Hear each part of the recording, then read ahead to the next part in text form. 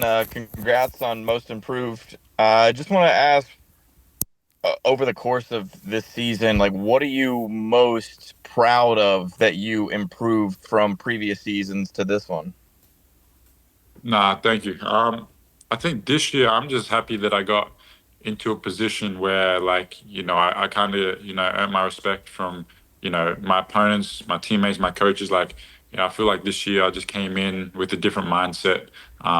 Really willing to do whatever it takes to, stamp my foot in this league. And I always knew I had the capabilities of doing it. It was just about, going out there, being confident in myself, and credit to my coaches, my teammates. They wanted me to go out there, be myself. Coach Q was great, and putting me in positions to succeed. So I'm just happy that I kind of got a fresh start here in Atlanta, and kind of made the most of it. But I still feel like there's a lot more improvement in me, and I said this on the media before. I feel like that I can win another one of these awards. We'll go to Jamila Johnson. Hey Dyson, congratulations. I wanted to ask you earlier this month, I don't know if you remember, but I asked you your opinion about the Most Improved Player Award, and you said it was if there's an award that you probably think that you deserve the most, it might be that one. And now that you've won it, I just wanted to know, at the time, you sounded pretty confident, you sounded cautious, but also pretty confident.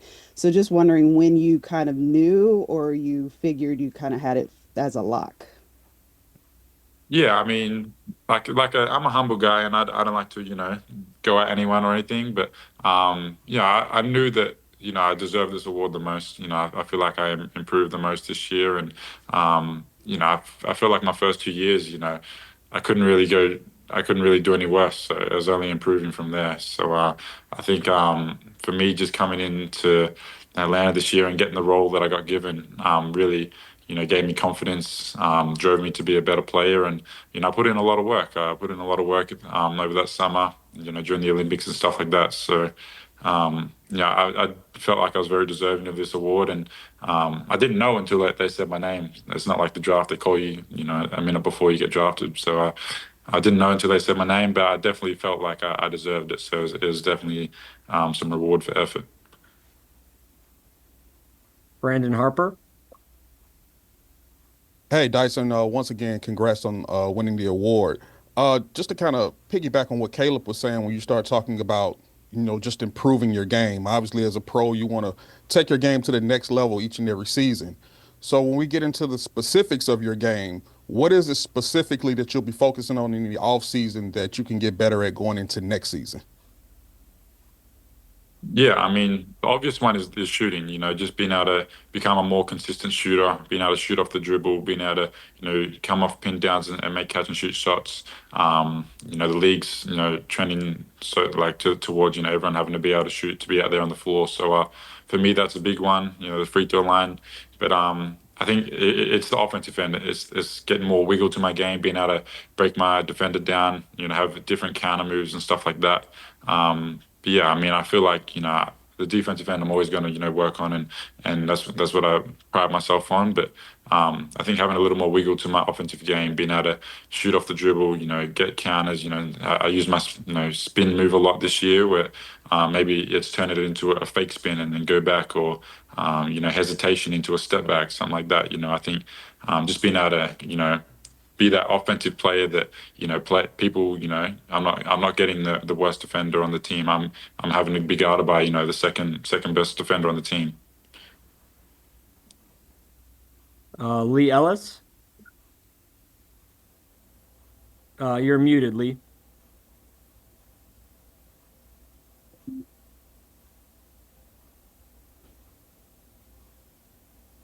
Still muted.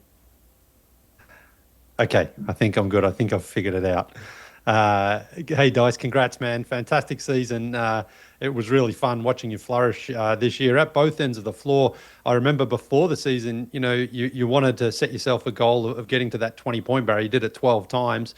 Was there one game, that really stood out for me? I think that one in Boston where you came back, you had your career high 28, was one that really showed that you did have so much more to your offensive game. But was there one in particular that gave you the belief that, you can be, as an effective scorer as you were on the defensive end? Yeah, I mean, to be honest, I think it was the preseason games. Coming in there, I just felt more comfortable out there with the ball in my hand. Playing in my role, and I felt like I could go out there and have a really big impact. And for like just from my second year to my third year, that those preseason games really what made me feel comfortable. And I would say the regular season game was that Boston one where I came in and I think Trey was out for that game, and we were able to come up with a big win, and I was able to have a big game there. And doing against the best is, that's when you really gain confidence in yourself. And I had that confidence coming in, but that's what really made me say like, yeah, I know what I can do this year. I know the impact that I can have. And that was the game that I found myself, and found really where I can, what I can do to help this team. Charles Odom. You guys finished the season for the most part with a very young lineup around Trey, and you could say that some others, in addition to you, had their best moments in the second half, including Zach Onyeka. When you guys have Jalen next year, do you see what growth coming from this time that you guys had together in the second half of the season? Yeah, I think we have a really good team, and I think this team's being built really well for the future. So hopefully we can keep this core group of guys together. Obviously Jalen going down hurt us a lot, but we got big wings. Obviously, Zach took a big jump this year. I feel like O took a big jump. Guys like Veet took a big jump. Mo Gay took a big jump. Like these guys, I feel like can really have an impact on the NBA game. And I like the team. I like how it's built. And obviously being surrounded by Trey, who's one of the best offensive players in the league, we're always going to be a good offensive team. It's about dialing in on the defensive end and getting it done there. But I think we really showed growth this year, and obviously we didn't get to where we wanted, nowhere close. But we can definitely make some noise next year, and I'm looking forward to it. Brad.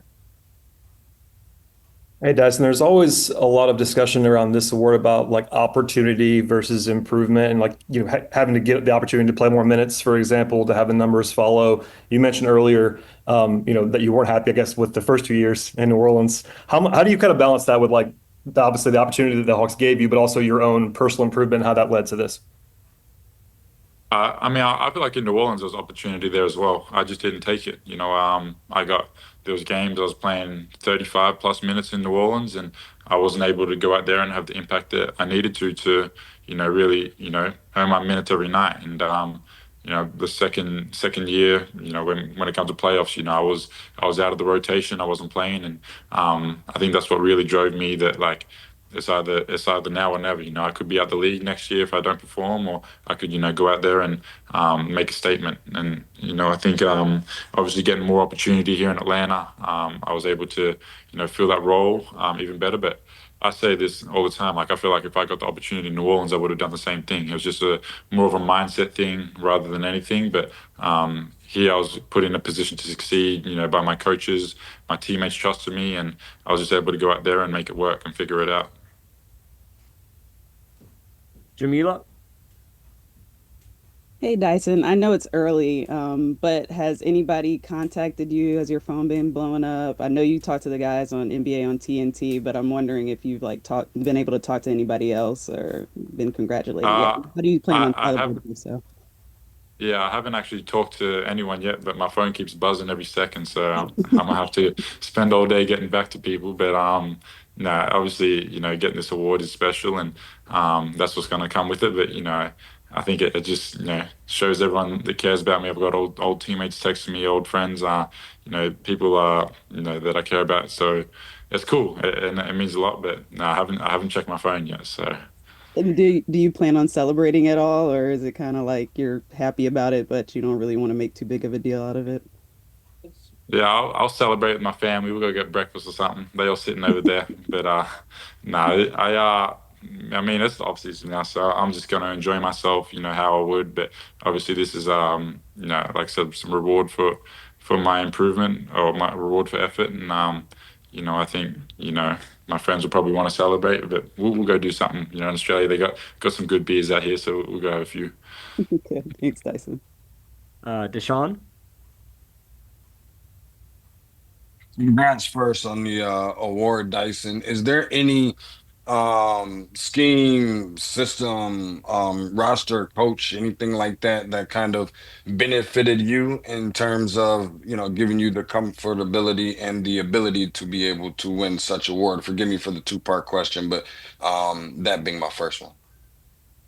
Yeah, I think this whole year, the scheme that Coach Q put in, the playing system, getting up and down fast, playing in transition a lot, getting the ball out of the net and just pushing it.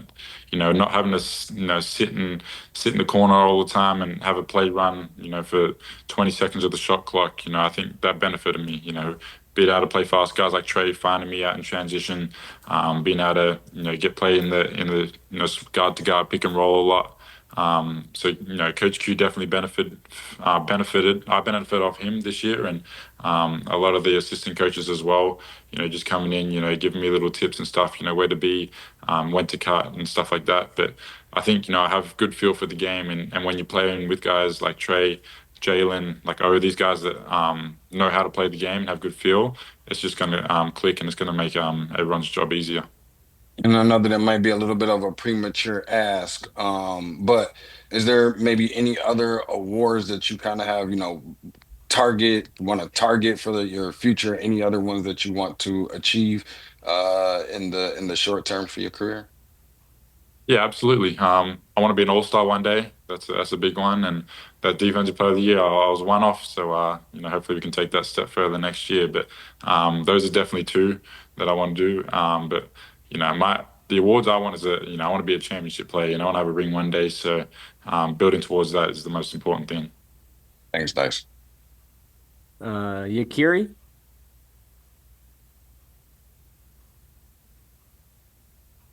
Congratulations again, Dyson, on winning the most improved player. But I guess my question to you would just be just thinking about just this major award. What would you say to just the younger players and maybe the fans that are going along with this journey with you in Atlanta? What is your message? I just want to, I just want to say thank you and grateful. Especially I feel like I got a lot more media attention this year, and that's a a big part of it. Going into these awards and stuff like that, and my fans and stuff like that. I appreciate it. The support I got in Atlanta, I definitely felt it. Always out there on the floor, seeing my jerseys being worn, people wanting to stop sign, hearing my name being yelled from the crowd, like. The love in Atlanta I got was special. So the fans, the media, whoever it was, I felt the love this year, and it was a lot of fun playing in Atlanta. Kevin Chouinard. Dyson, when you did media day back in October, you said something to the effect of, "I have a big goal. My goal is to make an all defense team." When you look back at this season on an individual level, do you feel like you sort of met your expectations? Did it blow your mind and exceed expectations? How would you put back this season and compare it to maybe with what your vision was back in October when you said that?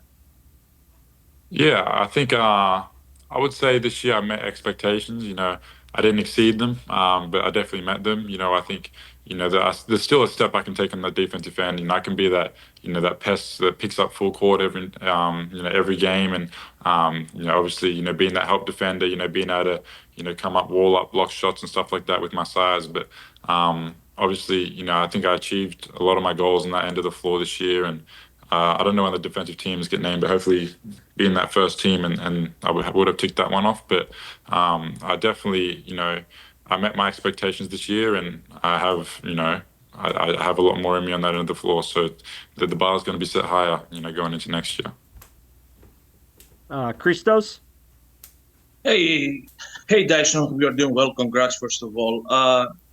For you, such a demanding league like the NBA, you established yourself as one of the best defenders in this league. So, what kind of statement for you was your all season long effort winning the Most Improved Player award, and also, what's the next step for you? Yeah, I think just being able to have the respect on that defensive end of the floor and get the respect from opponents. I found this year that a lot of teams would try, keep me out of the action and put me in the corner just so I wasn't able to have an impact there. And the most improved player, that was a goal of mine coming into this year. But what's next for me is next year we got to look into next year what we can be better at as a team. Where I can have more of an impact. And like I said, I feel like I could be most improved player again. I have that much more in me and a bigger leap to take. And I'm just looking forward to getting back to work with the guys. Because I think a healthy Atlanta Hawks team is a team that can be really dangerous. Caleb? Hey Dyson, I don't want to take away from your moments for sure, but I just wanted to ask briefly. Since we last talked to you, the Hawks made a pretty big change in the front office. Have you been in communication with them since that, or is that something that you plan to do in the future?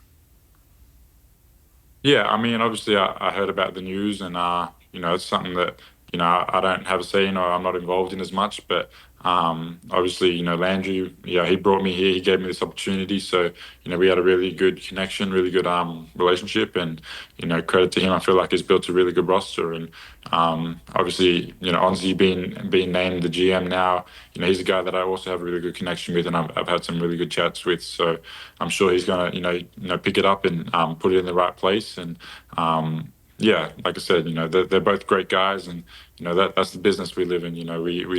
We don't get to have any say in those decisions, but I'm just looking forward to next year and going out there and playing. Brandon? Hey Dyson, we know that at times, you see different eras of the NBA, and people talk about nowadays how defense can be a lost art, amongst many NBA players, and we know that defense is an effort thing. It's a want to type of thing, and you see so many kids coming up through college, whether it be the AAU circuit or whatever. When it comes to you who focuses so much on defense, obviously say you want to work on the offensive side of the ball too and continue to improve.